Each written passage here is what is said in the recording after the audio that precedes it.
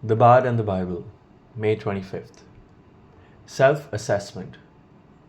I had as lief not to be as live to be, in awe of such a thing as myself. Julius Caesar, Act 1.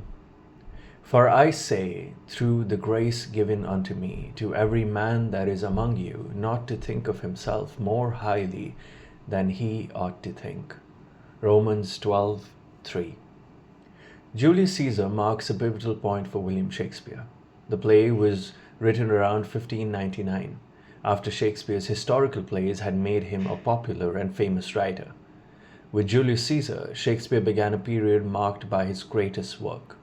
The play begins with Caesar's triumphant return to Rome, having defeated Pompey and ending the civil war Caesar had ignited by crossing the Rubicon River into the city the previous year.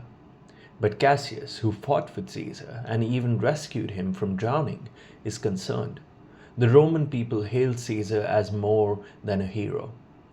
They would crown him and worship him, but Cassius knows that Caesar is a man like him, and I had as lief not to be as life to be, in awe of such a thing as myself. Cassius's view corresponds to the attitude Paul, the first century Christian leader, urged on followers of Jesus, that no one should think of himself more highly than he ought to think.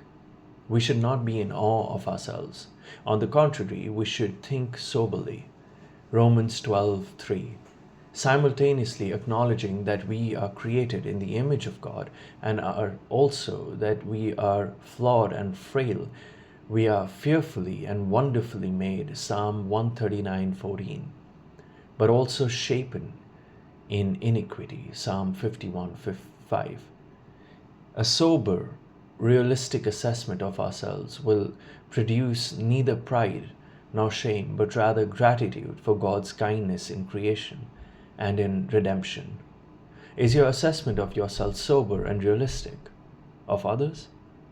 By tale or history, Julius Caesar was almost certainly the first play to be performed in the New Globe Theatre, which opened in August 1599. Julius Caesar is notable in many respects, not least of which is the fact that the title character is killed off in Act 3, Scene 2.